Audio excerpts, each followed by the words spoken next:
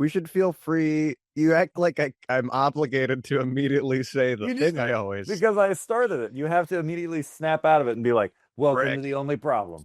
I was gonna tell you that I think we should have we should feel free to have banter on this show. Like in the beginning, of the show. Isn't Like that what we normally do? I know, but sometimes we don't, and because sometimes I'm like, let's get right into the episode, which is stupid. But I also don't necessarily Okay, know. everybody, welcome back. Like that?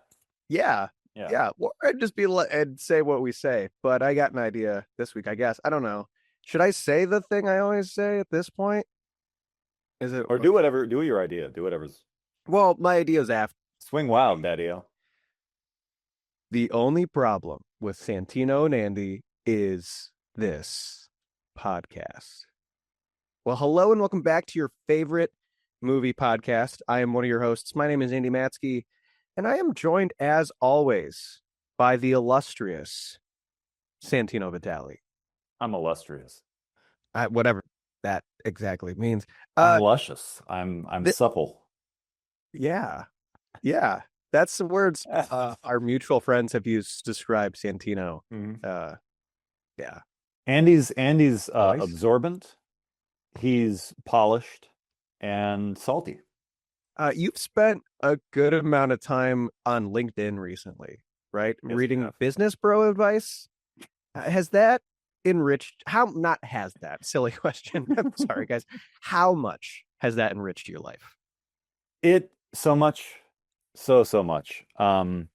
It has kind of made me recalibrate my entire approach to life in general. Like not just on a business level, but on a personal, spiritual, and emotional level. It's made me realize just how little I was opening myself up to others and to the influence of the good in this world. Wow. So it's really made you a more caring, outward focused person.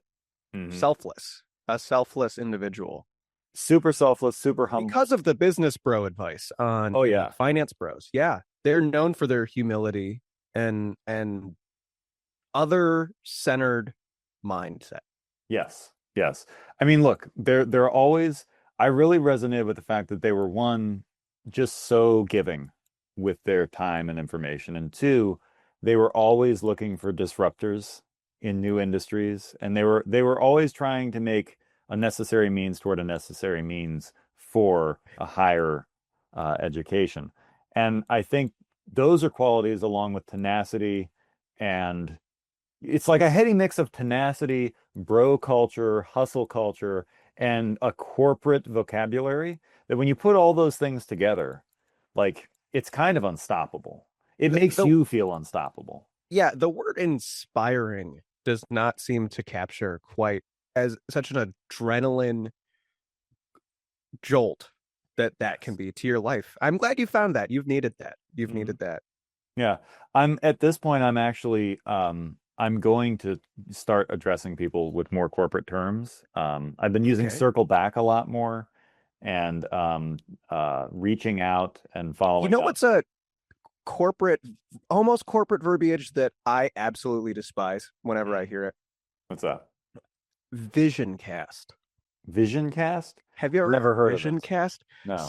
I know a guy, and maybe it's a just him ism, but he'll be like, can we vision cast this? Can we vision cast the pod? Who? Oh, I can't. I said ooh. Okay. As in a disapproving sneer. Like an utterance. Let's vision cast the pod. Let's vision cast our doc tonight. I don't like that at all. Where it's like brainstorm, but it's vision cast, but it's always in the like, we need to do this. Mm-hmm. Like it's a corporate brainstorm. I've heard thought cloud. Thought cloud seems even different. Vision cast is like, let's toss out ideas. It's always, yeah, that's rough. I think actually what I did, so that the viewers don't think that I actually had a life-changing event. Oh, no, they think that. No, they don't even think that. They know it. They can sense it. They can see it on my visage. Feel it through the microphone. They absolutely can. I had texted you one of my favorite not the worst, mind you, but one of my favorite corporate bios on some investor on LinkedIn. And I'm going to just read it real quick to the listeners at home because maybe they can help shed some light on what exactly this guy's talking about. Because I even read this to Dad, and he couldn't figure it out. He said, I'll leave the name of the company out of it just in case he's listening, but this company is, quote, an absolute return derivatives fund focused on options and non-directional volatility strategies. It is designed to be an absolute return vehicle with little correlation to the broader market, using sophisticated relative value volatility strategies, capitalizing on niche market inefficiencies. See, you read it a little too confidently because you've Well, read that's this. because I've lived in this ecosystem for 5 months, Andy. Yeah. Yeah. But I mean, because you sent this to me, and there's another sentence before it that's not that bad. And so I was like, oh, what's he complaining about? And then Yeah. I got to sophisticated relative value volatility strategies capitalizing, and I was like, what am Right. what is going on? Right, right. It's when you really break it down, I think what it's saying is that this particular company, when it says it's an absolute return derivatives fund, well, first of all, derivatives is a useless word. That doesn't need to be there. You can just say it's an absolute return fund. And what does that mean? I don't know, but it seems to indicate that they only make profit, that there's only return. It's an absolute return, which is impossible. So that's some BS. And then they focus on options and non-directional volatility strategies. I don't know what that means at all.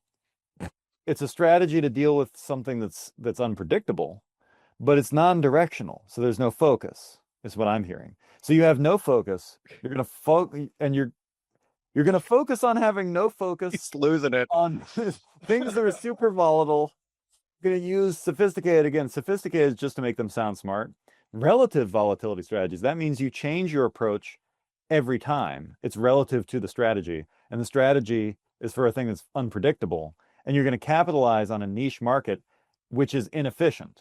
So you know what? And it says that you do this with, quote, little correlation to the broader market. That to me sounds like you don't care whether the market's doing well, doing badly, whether this thing, You're just doing your own thing, man. it kind of sounds like they're just throwing money around and hoping it works, right? Like they're just throwing cash blindly and stupidly at the most risky ventures with zero thought for how the greater market is performing. And they're going to do that relative to the volatility of the market. And that's absolute return or whatever. They're going to only make money doing that too. That's the BS that I call. Yeah. Because if you're being that stupid with your money as it sounds, you're definitely not making only returns. My best sentence was in our text exchange. It's one of my best sentences I think I've written recently in general was simple, marketable, addictive manufacturing solution based driven industry, Yes. which was based on that. I was very proud of that. I'm so proud that I'm reading it on the podcast because that's you know what? Read it again. I want to hear it again. simple, marketable, addictive manufacturing solution based driven industry. Yes. And you know what's funny though? Is that actually makes more sense than the other thing that I less self-contradictory, right? But it's enough like, wait, what's the adjective? What's wait? That's kind of what I was trying to capture was like, what's modifying what? What's a verb in the sentence? It's like my daddy used to say, look where it is and you'll find it. We've got to make solutions on applicable terms. It's like that kind of level of like none of that meant anything. Yeah. I love it. I was reading our text exchange to Dad because it's funny. And he really latched on to, he really loved yours. And then he really liked, out of all my nonsense, he really latched on to budget alchemy. Yeah. Which is the end of a sentence, yeah, it's right? the end of the entire, yeah, because it's driven to encompass new variables with budget alchemy for a new generation of doers. Yeah. I'm going to actually start replacing my bios with that exact sentence. I'm not even joking because I don't really care anymore. I'm a man with nothing to lose. I'm super dangerous right now, Andy. Like I could do anything. Well, I'm like Nick Cage in that movie The Weatherman when he started carrying a bow and arrow around on his back. It's like nobody mess with me, boy. Yeah, I don't. I've got corporate sense. Dangerous. Speaking of all this finance talk. Speaking of all this money, this Ah, week we are talking about 2011's Moneyball. This, wondering how after you were going all, to do that. is not a a show based on text messages that Santino and I've sent each other throughout the week necessarily. Unfortunately, Uh, that's a different but podcast altogether. yeah, that show, that's a different show. That one, we have to change some names. Mhm. But this week we're talking about Moneyball, a movie that you had never seen before that I remembered existed not too long ago and was like, "Hey, have you seen this movie?" And you were like, "No." And I was like, "Oh, we're doing it for the podcast." And then I gave you the choice off air between the Muppet movie and Moneyball, and the the Muppet movie lives to see another day. Mhm. Uh, we're continuing our Brad Pitt theme from last week's discussion of David Fincher's Seven.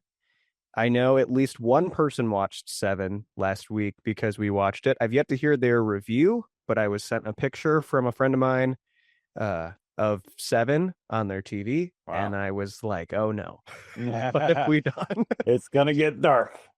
Yeah, so I have to go check in on them one of these days. But Brad Pitt starring in Moneyball is what we're talking about this week. Mm.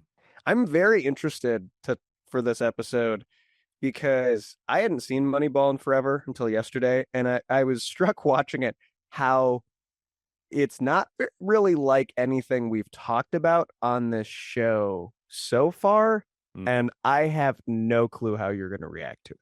Sometimes I can gauge like, okay, like this is what we're in for. He's not going to hate it. He's not going to be crazy about it. I kind of have a ballpark, no pun intended. But Mm. for this, I am like, I don't know, and and I kind of have a gut feeling that I'm going to be interested to see if it's true. So, Well, first of all, very, very nice segue from our thank you. ramblings, our corporate ramblings into Moneyball. Second of all, what I'd be curious to know before before we start this process is when did you see Moneyball? Because I remember when it came out, and I remember thinking, "Oh, I'll watch that," and then years went by, and I just never really got to it. Oh, I watched it. That's such a good question. For the first time, I watched it probably, oh, let I want to say 8 years ago, or maybe when I was in high school, which also could be 8 years ago, like 6 or 7 years ago, six to Okay, 7 to 8. so it's been Not a when while, it came out. It was a right? home video thing, I think. Maybe even it was on TV. And I remember being like, that was a good movie. So that's my, I don't have a concrete answer. I was actually trying to think of that while I was watching the movie. Was like, when was the first time I watched this? So you've only And I seen couldn't it tell you. twice then. I think I've only seen it twice. Okay. Yeah, this is the first time I saw it. So I knew what So I was in for, but as we're approaching this movie, I one thing I do want to talk about too, I want you to introduce for the folks at home. Can you tell the folks at home about your relationship with baseball? my relationship with baseball, Yeah. um, well, as we know, I've played every sport, darn Yeah. near. Notice I'm not saying I was good at it. I'm just saying like I've tried kind of every sport, all the major ones. Um, and when I was a kid, I think I was in middle school, and a bunch of kids were playing, and they were like, "Oh, we're gonna play baseball, do this." I'm like, "I don't know how to play." They're like, "That's okay." Is this what you were referencing? Because this is I literally my only baseball story. I want to ask Santino about his relationship with baseball, and Okay. I'm in for the ride. Oh, okay. Well, so they were like, we need somebody to play baseball. We're short one. I'm like, well, I don't know how to play. They're like, okay, we'll tell you what to do. Don't worry about it. I'm like, all right. So they put me on, I want to say like second or something. I don't even know what position I was. And they're like, we'll just tell you what to do when the time comes. I'm like, okay, cool. Somebody's at bat, somebody hits, somebody starts running, and then they tell me, run, run. So I start running. They go, no, no, no, no, stop. I'm like, okay, so then I stop. Like, why are you stopping? I went, you told me to stop. They're like, well, don't stop there. I go, well, you didn't say that there was like a point at which I need to stop. You just said stop. So I stopped. They went, okay, okay, look, when he runs, You have to try to get him out. I went, I don't have the ball. They're like, well, you need to get the ball. I'm like, well, do I go for the ball or do I run after him? They're like, well, you get the ball. I went, okay. So then second time around, hit the ball. I run after the ball. They go, why are you running? You told me to get the ball. And you can see how this is going. After like maybe two more plays, they tell me, look, we're changing your position. I'm like, okay, fine. They go, you're going to play outfield. I go, okay. They go, start walking that way. So I start walking. I'm like, how about here? They're like, go a little farther. How about here? Go a little farther. Pretty soon, I'm like so far away, like they're ants playing. I can barely see them. I'm like, I'm pretty sure I'm not in the game anymore. I just kind of watched that for a while, and then I got bored, and then I walked away. So that's my introduction to baseball, which, by the way, I can't comment on whether I was good or bad because I was giving really, really, really poor instruction. Um, We'll have to if I knew see. how the game played, We'll have to hit the cages this I'll spring. bet I could probably. Here's the weird thing. This is going to sound super arrogant, and that's only because I'm a really humble, giving person. But um, I feel like I could probably hit the ball. I don't think I could do anything else. I don't understand much of how the sports play. I'll bet I could hit the ball. Like on a tee or No, like I mean, shoot the ball at me. I'll bet I could hit it. okay. That's probably like ignorance and overconfidence, but for some reason, I feel like I should be able to hit the ball. It's Like bigger from than a a golf pitching ball. machine, from a pitching machine makes sense. Right. So, Yeah. like, I don't know. That's I'll at least I'll bunt. I'll get hit. I'll something will happen. That's my relationship to baseball. Nice. Nice. So what were your expectations going into the film? Like what'd you know? What were you looking for? Well, I knew Santino let a I, big yawn. uh, I knew going into it that it was a based on a true story. I remember seeing the trailer, so I basically knew what it was. And I knew it was Aaron Sorkin, at least I think co-writing at the very least. So I knew it was going to be very talky, and I knew it was going to be uh I knew it was going to have that vibe because I'd seen like Charlie Wilson's War and Social Network and episodes of The West Wing, so I'm familiar with what you're going to get with a Sorkin movie. And so yeah, my expectation was that it was going to be interesting. It wasn't going to have any action or anything big happen, and it was going to be just an interesting story. And I was Nice. probably going to be okay with it. And that's pretty much what we got. It lived up to that expectation. Yeah, I was really interested rewatching this film because I was like, is this gonna be pretentious and I'm gonna hate it? I don't think it was. I think this film is just a very straightforward Super here straightforward. here's what happens. Yeah. And okay, so for those who don't know, Moneyball is about the management team behind the 2002 Oakland A's, which were this super small market team in baseball, still are a really small market team in baseball, who had no money and yet put through new innovative strategies in selection of players, managed to put together one of the most winning teams in baseball history.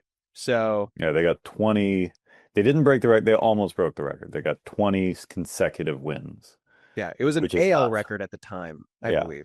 So it's they did that, but when it came to the playoffs, spoiler alert, kaput. I don't know how we want to talk about this movie necessarily. I probably should have done more thinking about that because I don't think we're gonna do like our play by play thing There's because not it's much. kind of there's not a lot to it like that. There's not like a scene by scene thing. Um, It's nearly in that way, it's almost like a documentary because, yes, and even as far as the documentary is concerned, it's it's so linear that it's not even like normally in movies or even docs, you'll get a little bit of like A plot, B plot. Meanwhile, back at the ranch, we'll tell you this for a bit and then we'll jump over here. This is perfectly linear. It's like Brad Pitt showed up to work. Brad Pitt realized there was a problem. Brad Pitt decided to try something different about the problem. He went to Cleveland Indians. He recruited their guy. Then they talked about the problem. Then they did this, and they did this, and they with did the this. It's like a sole list. exception of in the first act we set up Billy Bean Mhm. There's a with few flashbacks. flashbacks. Yeah, Yeah. that's about it. Which I'm gonna be honest, I think those confuse me every single time I watch the movie. I'm Yeah. like, what? Wait. Because the rest of it's so straightforward. I'm like, wait, who's this guy? Yeah, the Is flashbacks this? are a little disorienting. Yeah. Oh, it's Billy. And then you're like, oh, okay. Yeah, other than that though, it's super linear to the point of almost just being a list. It's like, and then they did this, and then on this date they did that, and then on that date they did this, and then the end. Which normally, when it comes to storytelling, is like the worst thing you can do. You never want to list things to your audience because that's super boring. That said, I wasn't bored. I was interested in what was going on. I was invested in seeing them. I was really disappointed they didn't break the record. I was really They did disappointed that break the they record. The record was 19 and they broke thought it the record was 20. 20. The record is 20. Ah, well, I was whatever it is. I was disappointed that they didn't do whatever it was they were trying to do, which was like, I guess what, win the playoffs? They were trying to like win the World Series. Okay. Well, they So didn't do yes. that. And then I was like, well, that kind of sucks. But I get, it's a true story. And then like the movie, because it's a true story, it kind of goes in lockstep with certain events, and then it kind of just fizzles. Because then like they Yeah. don't make it, and then Brad Pitt's like, he's sulking, and then he gets offered a big contract that he turns down for some ludicrous reason. And then the movie just ends, and the movie's like, he's still trying to win with that team. And the Boston Red Sox won like the next year using his strategy. And then like his daughter tells him he's a loser in the song over the end credits. And I'm like, I don't really know how I'm supposed to feel about this. Yeah. The song kind of makes you go, oh, maybe this is like part of what the movie is about. Is well, and here's what I mean. Let me back up slightly. Something that I'm fascinated with about this movie is that it is quite literally pretty much only about the 2002 Oakland A's. Yeah. Like there's little to no subtext and there's little to nothing like else plot wise, with the sole exception of Brad Pitt and his stepdaughter. Well, his daughter. Yeah. Right. He's separated from the mother, and there's like this kind of like relationship that we kind of see unfold again, like it throughout the movie, where he misses his daughter, and that's kind of the only other thing, like only non-baseball thing in this movie is his relationship with his daughter and the kind of like hijinks that happen around that. Barely. It's super underdeveloped. There's like one awkward scene with like her stepdad, played by Spike Jones. Spike Jones, which is like a super weird scene. He plays this like super weird guy. And that's it. And then it's like, well, then did he stay back so that he could be closer to his daughter? But then the song has like, she's calling him a loser. And I'm just like, what? Wait. Right. It's kind of muddy. It's kind of muddy, honestly. And also that song, like the minute she started playing it, I'm like, isn't that song from like 2008? And it is. Like, that's not an original song for the movie. I forget who sings it, but it's a song from like years later that we're using in the 2002 movie. And then you're altering the lyrics to tell your daddy's a loser for not taking a big contract. I'm like, what? What? Well, look, like, here's the thing. Here's what and we'll like, this might be our shortest episode to date. We'll do all this stuff, and then we might talk more about, maybe I'll remember scenes I want to ask you about. This is basically the episode, guys. But this is pretty much the episode on Moneyball. It is what it is. But this movie, when the people who made this movie talk about it, they talk about that they're obsessed with making it literal, like a literal rendition of what happened. And in some ways, they very much did. Visually, they were very faithful in a lot of ways. But what I'm fascinated by, and I don't know if you know this, is the fact that there is a obvious ton of creative liberty that they took with the true story. There is large amounts, one of which I guess this is what it is what is his name in the movie? Peter something is not that guy's real name, because he did not want his real name used. It's and like Jonah Hill's character. Yeah. Jonah Hill's character is super fictionalized about what really happened. That guy worked his way up at the Oakland Athletics. Hmm. in real life. The whole I'm going to go to Cleveland and like buy you from them, not real. Hmm. Not real at all. That's interesting. And the whole tension between the manager and the front office, Hmm. completely not real. So, like, what's fascinating about this movie to me is how, like, quote unquote, literal they play it to the point of it almost feeling like a doc. Obviously, it's not. It's not really shot like a doc, even though it's shot very plain. It's very handheld like a doc at Yeah, times. It's lit it's like a movie, but it's covered like a doc. it pretty much is, and like Brad Pitt's in it, so it's obviously not. But like they play it like a doc, but they're liberal with their story in, but they also like nail it. Mm. If that makes like it also is a baseball movie to in such great ways. While it's also literally not a baseball movie because it's not about a star of a baseball team. Mm. It's about the like nitty-gritty, nerdy calculations behind the scene. And that's what we get the majority of. Mm. So like it's this weird thing that, I mean, not to get too far ahead of ourselves, but I think works at the end of the day, where it's like, okay, and maybe it's just the like the David Fincher influence in my brain that like makes these like, if we're gonna make this based on a true story, we're gonna be hyper realistic to the point of like knowing we're in the wrong location, even Right. though everyone says Moving this is the, trees and yeah, yeah. like, but I'm also fine with like taking the liberty to tell your story, but to say, oh no, yeah, we're like telling this the way it happened, and then have like the real art manager guy be like, yeah, no, that's not what happened at all. And like the team captain guy being like, yeah, that was my role from day one. Not a scene in that movie was real. Like, it's a movie.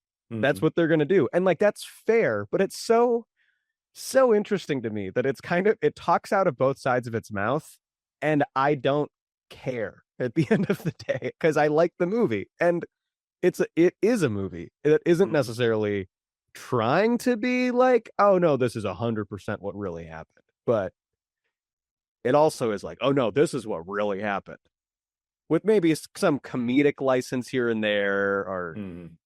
a little bit of dramatic license, but it's like, this isn't what happened at all, except the Oakland A's did try out a new strategy. It did work for them, and they did win these games. Mm. Hattenberg did have a big like home run in the moment, right? Like that those like, if it happened on the baseball field, Mm. it happened. That's kind of like, that's what really happened. Right. But everything else that this movie gives you is like super loosely based on reality. And I find that fascinating. Like it's credit to the movie, Mm. right? That it gives you you still have like the great lines of like, how can you not be romantic about baseball? Like, you're still romantic about this movie, and they made it up, Mm. right? And I think that's really interesting. I mean, it's a great point that you bring up because that's really if I want to be snarky, I would say, well, welcome to, true stories in Hollywood. Like this is every movie that says true story based on a true story. The minute you get to based on true events, that's when you know not a lick of this happened. Mm-hmm. Like when you say based on true events, that's how you can know this is actually more fictional than a fiction movie. But if they say it's a true story, then you can know that like you said, if it's on the baseball field, it happened. Everything else, they're making amalgams of people, they're changing character names, they're moving things around for dramatic effect. Um, and the idea that they were so adamant about advertising that, oh, we're being really literal with this movie. We see this all the time in advertising. You say whatever you have to say to sell the product. It's kind of like when Tom Cruise goes, we did everything in Mission Impossible practically. There's no CG, except there's CG all over the dang movie, Yeah.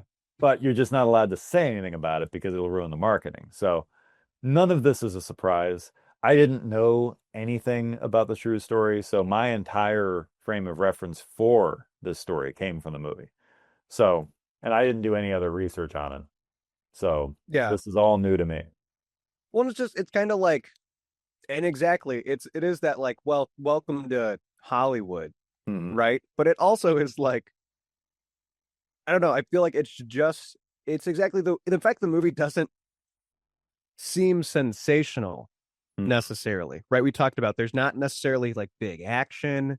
It's very grounded, but it's still all made up. Like that's kind of the funny part to me is like there's a few moments of tension here and there. Well, there's plenty of tension and like personal stuff is kind of exaggerated, but Yeah, it's but it's not still even like super high drama considering it's a drama. yeah, There's not it, really, it's not a lot. Like he'll and he'll yet trash it's stuff every now and then, but it's mostly funny. And you go, well, yeah, and it's still and yet it's still all fake. And I think that's just kind of that's maybe my point is like this movie, it's the trick it does. It doesn't dial those things up because it's not like, oh, this is a based on a true story search and rescue operation where they're going out in the water and the waves are humongous and they're like driving up a wave vertically into the air and mm. doing all it's nothing like that or whatever the sports film equivalent would be, but it's still like, huh, it's so interesting to me. It's very, when I said that I expected this to be an Aaron Sorkin film, this is exactly what I expected. Because this is what Sorkin, and again, it's not even like he's the sole writer or co-writer or whatever his role is. Like he's got a role on this, but it's not entirely his. Despite that, his influence is all over it because if you watch Charlie Wilson's War and you watch, anything else he's done, Social Network, they all feel like this.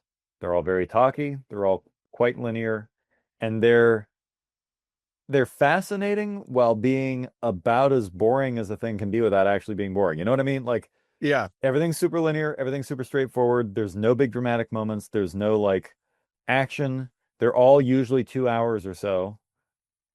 And you go, well, I should be bored, but yet I'm still interested. So he's got a way of presenting the material strangely through almost entirely exposition.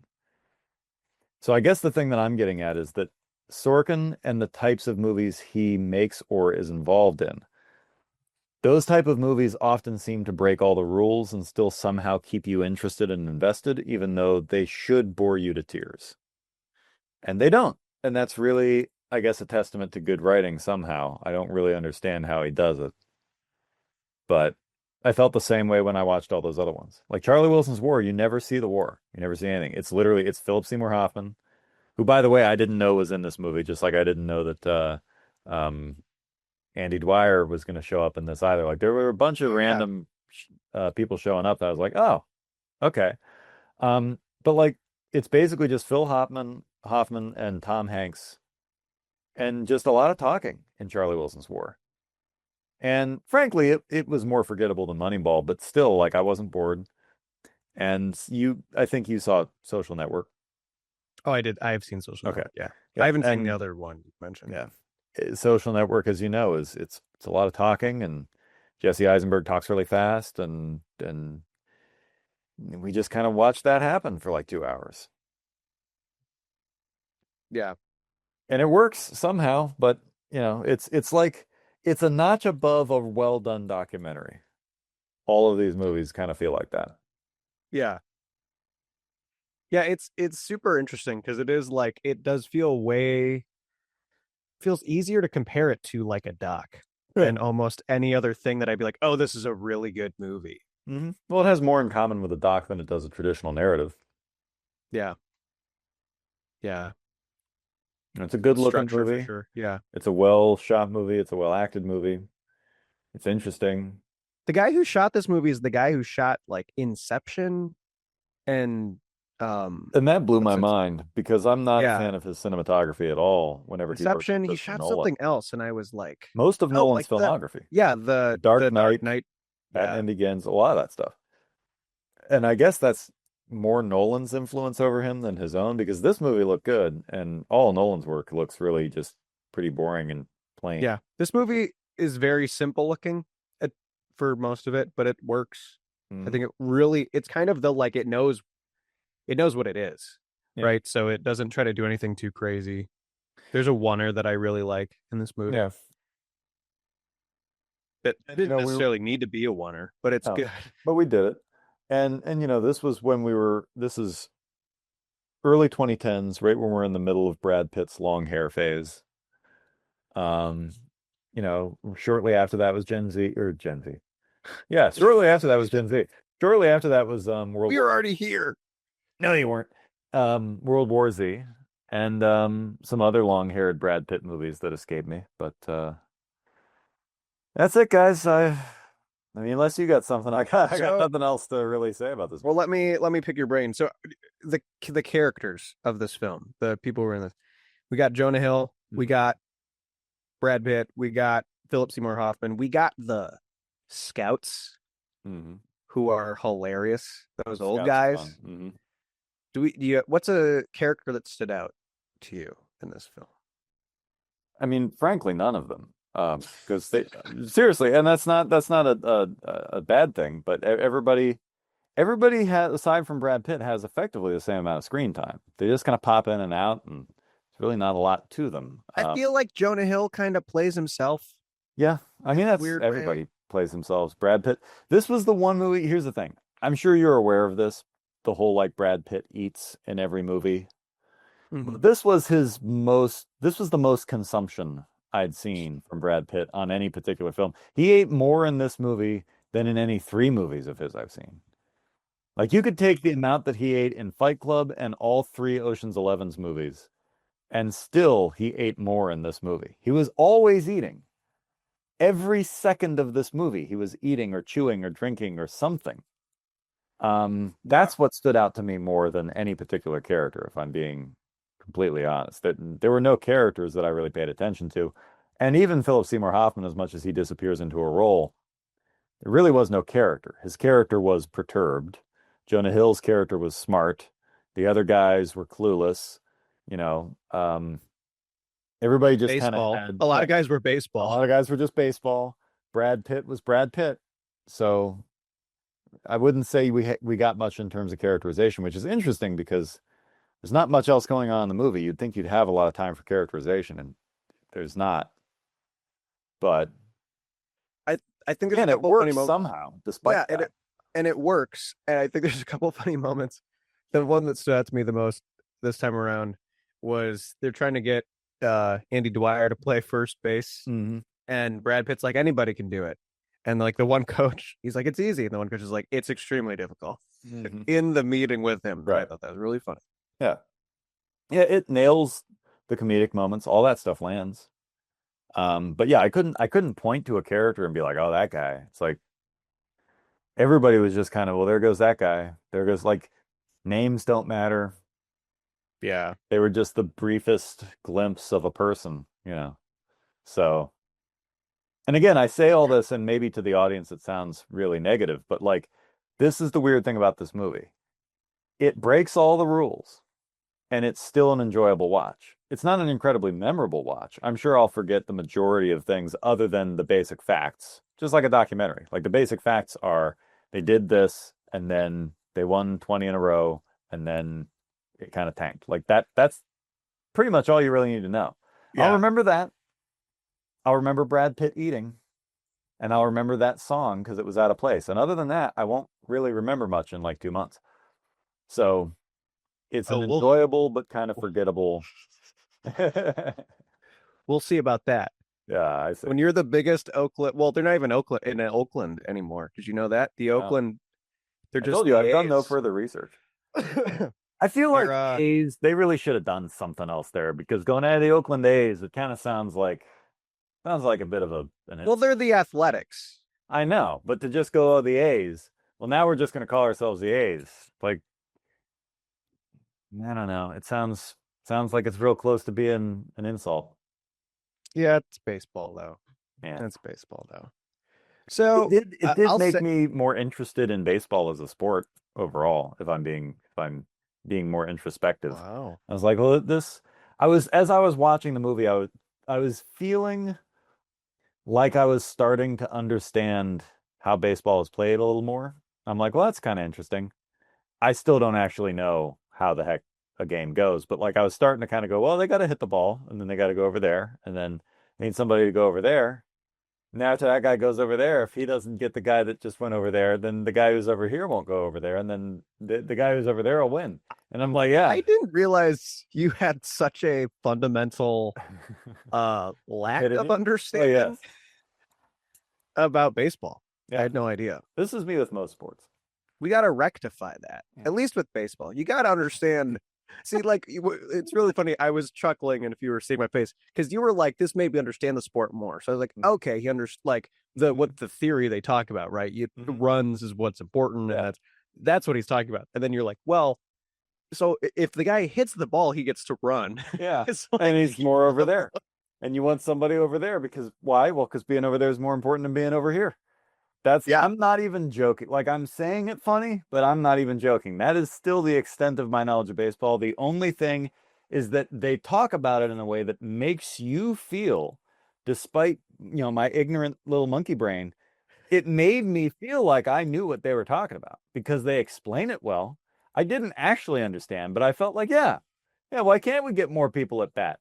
Yeah, why can't we get more runs? He's only up there 20% of the time. And I was following the math. They're like, well, if we get five guys and they're all 20%, that's 100%. I'm like, yep, that math checks out. They're up there 100. Why yeah, can't we get some? Why can't we get them all up there 100%? Because look, if you have one star player who's doing like all the moves, and then you get five guys who can do like some of the moves a fifth of the time, they kind of equal one star player. I'm like, yes, let's do that. yeah, That's the extent of my knowledge, but it really pumped me up for it. I was like, ah, why don't they do that? And then they're like, you should put Hatterberg up. I'm like, yeah, you should. I don't know what he's doing, but you should do that because yeah, that's what he wants him to do. And you watch. If he does it, he's going to hit a home run. And I know a home run's important. Doggone it, he did it. And I was like, there you go. And I know once you hit a home run, you don't need to run anymore. You just hit that ball. It doesn't matter. You can just go to all the bases and be like, this one's mine, this one's mine, this one's mine. I don't want that one, but these three are mine. And you can stick it to the man. Like I know that much. yeah. Yeah. You got it. You I'm got so it. ready. I'm gonna play a whole game of baseball this weekend. I'm gonna kill it. I'm By so yourself, or like you need no, to get I'm the gonna I'm neighborhood gonna kids back together? I'm gonna go up to like some people like a softball team or like a baseball team that looks like they really know what they're doing. I'm gonna be like, hang on a second. Let me hit that ball real quick. Nice. You guys will be impressed. And if they even let me in, they're gonna be like, yeah, they're gonna be like, wow, where have you been this whole time? I'm gonna be like, same place I was before. And then I'll just fade away. Wow. Walk slowly away with my You want to come play with sunglasses. us? And then you just I'm walk just like, away. they're like, we don't know who that man was, but he was the best ball player we've ever seen. Natural talent. Okay, so You know the let's movie The get to it. Natural? You know the Yeah, Natural? It's a I've baseball never movie. seen it It's a actually. baseball movie. You've never seen Yeah, it because it's a baseball movie. no. All right. Well, in that Wait, what's it? movie, it's a baseball Yeah. movie. Well, What? in that movie that about Yeah. baseball, What? that's me. That's It's based on a about true you? story. It's about me. I was so natural. No way. Here's the thing. Here's what you don't understand about me, Andy. Here's what you Yeah, don't understand about me. I don't. I don't understand a lot. I don't actually know the sport, but I'm such a natural at hitting the ball that it doesn't matter that I don't understand the sport. I can just show up and score. And they're like, take first base. I'm like, I don't know what that is. I'm just gonna keep running. They're like, it doesn't matter. You hit a home run. I'm like, darn right. This is the thing. My natural raw talent overrides Wait, my they complete lack of they understanding of the gave you game. first base. They intentionally walk you, but you somehow hit a home run, Yeah, and you're like, I'm just that good. I'm just that good. I always hit, I always score, and it doesn't matter where I am on the ball diamond. Here's the thing. After I watch No Moneyball, way. the next Yeah. day, there's a baseball field behind Yeah. my house. If I walk, I know you can't see it right now because there's a wall here, and behind this wall is a door. And as we all know, a door is just part of a wall that opens up into a hole. And if you go out that hole, you'll fall off the roof. But if you keep walking, you cross the road, and in 4 blocks at the end of that neighborhood, there's a dead end street. And if you pass that dead end street, you'll get to a park. And in that park is a ball diamond. And I was there, and there was snow this deep. And I Wow. was just That's like standing 12 there. inches. It was. And I was just standing there looking at the ball diamond. And I'm not even joking, Andy. I was looking out at this. It was sunny. I had my sunglasses on like a boss. And I was staring at it and I was like, I touched the fence. It was really cold. So I didn't touch it for very long, but I touched it and I whispered, I understand you. And then I just walked away. And my handprint is still to this day on that fence. Wow. Even though it's like warmed up Yep. and the snow's Well, melted. my hand was really dirty. So Wow. That's wild. I cannot wait for that's a true warm story. weather to be here, and then you and I can get out on that diamond and We'll go interrupt Little tear it League up. and we'll go figure it Dude, out. Just kick not kids. interrupt. We'll go join. Yeah. I feel like that's our level. Just bulldoze like through the crowd. Yeah, it's like second graders. I go to put their helmet on and it's just sitting on top of my head because it doesn't fit. I'm wearing like a pair of spare pants that one of the moms have. Not the mom's pants, but like the pants that they bring for I was kids. kind of thinking the mom's And it's pants, like but really short. And I'm just like, I'm you just have a really tiny bat. Yeah. It's almost like a souvenir bat in your hands, and you're just I'm and they're greasing it. projectiling Oh yeah. out of the park. I'm knocking out old ladies who are walking up on Tusk. That's how far I'm hitting balls. Yeah. Whipple Ave won't know what hit it. Exactly. You say Whipple Avenue? What's funny is that's actually much closer to Whipple Avenue than it is Tusk. That's actually like, if you go My through the bad. woods, you'll end up in Myers Lake, which is like there's Whipple. Okay. Oh, Myers. Yeah. Okay. Geographical error in my joke, guys. I'm sorry. Yeah. That's less funny than saying a faraway place. Like Malone University's campus Yeah. won't know what hit it. Lake Erie won't know what hit it. It's crazy. Okay. Now that we've made it this far, I have to ask you. We're at the point in the show, folks. This is a short episode. Did you like this movie, Santino Vitale? Yeah, it was fine. It was good. Wow. It was cool. Yeah. I'm glad it you found it enjoyable. I mean, after I projectile vomited a few times and stopped the ringing in my ears, I was like, yeah, no, this is a good movie. I was able to look at myself in the mirror. What? Like, yes. Wait, when did that happen in your I had like after it was over, I had like shell shock and there was like this ringing in my ears. It was like Havana syndrome. I just got really sick. And I was like, I think that movie poisoned me, but I'm not going to hold it against the movie. Okay. No, I'm joking. Like I had a fine time with it. Good. I think you enjoyed the film. Yes, I enjoy it. I enjoy it a good deal, in spite of Even it though not you don't have like a spiritual connection to the game the way I do. No, I don't. I don't. I understand the rules, but you don't play the game at night in your dreams like I do. You don't I actually Paul. a couple nights ago, it was a couple weeks ago. Did I ever tell you this? I had this dream that I was sitting on a couch. Have I told you this story? No. I was sitting on a couch and I was hanging out with a certain lady. And we were like having a really fun time. We're just like joking around, messing with each other.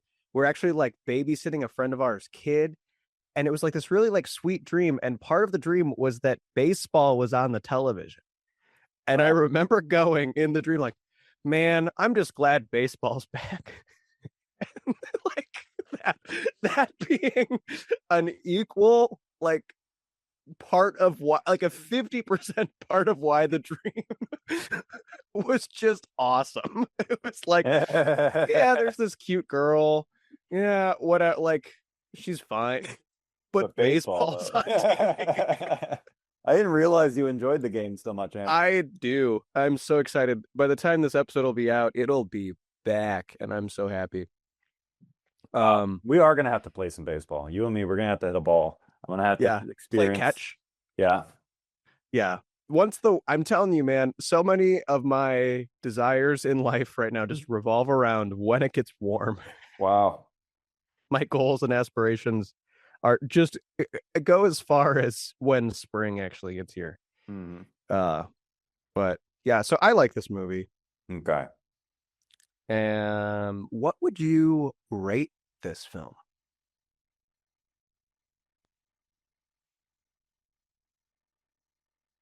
I know we got some dead air here, but I'm gathering Yeah, my thoughts. let me just narrate what's going on. Santino's thinking really hard, pensively. He's clearly not thought about this too hard before, which is fair. We frequently don't. I'm kind of divided on what I'm going to rate this film, but I'm letting Santino really gather in his thoughts. He's really having to think here. I'd give it like a 6 point Oh, 6.4, 6.5. It's a yeah. watchable, it's an entertaining enough movie. It's not crazy entertaining. 6.4. It's not crazy entertaining. It's well made. It's mostly forgettable after you've seen it. You're going to know a few facts, some of which are probably wrong, but it's going to be okay anyway. It's a good way to spend some time. I was planning on rating this a 6.5 because I think it's pretty good. So we're like basically in the Yep, same it's a pretty good ballpark. movie. Ah, ah, Uh, I'll be here all week. what if we ended the show that way? I was literally gonna press the thing and I was like, nah. Um, but yeah, it's good. It's a good movie. Kind of like we've been saying this whole time, in spite of itself, it really shouldn't work, but it does. Right. We've really been trying to kind of stall for time, really, And because we how could could have you done not? this thing in like 10 minutes. How could you not be romantic about baseball? Is I mean, that bumps it to 6.5 from like 6.5? That line alone, if they had cranked out a couple more of those, but yeah. Oh, you wait till the spring, and you'll get romantic about oh man, baseball. they're gonna have to drag me off the field. I'm gonna be like kissing the ball and So, and so the follow up to my dream story yes. is the next night I had a dream that I was a part of the inside job of 9/11. And so I woke up and was like, well, I guess Is my that the dreams one where don't mean you dreamt you were anything. gonna kill Greta Thunberg? No, that's another dream. That was a, And by to be dream, fair, you mean desire, or you mean like a thing you no, had when you were asleep? like I think I had when I was asleep. To be fair, the most stressful of all those was the Greta Thunberg Thunberg, dream. SpongeBob Squarepants, and Greta Thunberg. Because that was the dream where I was like, I can't be a part. Did I tell you the? I didn't tell you the plot Yeah, of then you that. turned yourself in. I turned myself Yeah. in. I was like a part of this group that was gonna kill her, and then and I think it was her. We were part of some assassination plot, and I was like, I like lost my gun, and I was like, you know what? Maybe this is a sign. I shouldn't do this. I don't care what it'll like the consequences are. The right thing is I'm gonna turn myself in. And then I like bumped into somebody as I was turning myself in and was like a friend of mine from high school and was like, hey, I'm about to go turn myself in for this conspiracy that I guess is still unraveling. I Wow. don't know. The 9/11 dream was very similar in the sense that it was like I was a part of this. It had nothing to do with Al It Qaeda, wasn't Mo Ata. It was somebody else but you it were was with. like there was something going on in the towers that we were a part of that 9/11 was the like CIA cover for. Mm. Yeah. I woke up from that dream and I went, yeah, my dreams don't mean anything. Oh, they So do. They I'm do, just Andy. gonna miss They're revealing. baseball. They're revealing deep truths to you. Yeah. Truths about love, about baseball, about 9/11s, all the truths. If you've enjoyed this week's show, stick around. Hey, what are we talking about next week? Take this question off the air. Okay. Well, this has been the show. Yep. I'm Andy Matsky. This is it. The, That's Santino I'm, Vitale. I'm saying. And this was The Only Problem.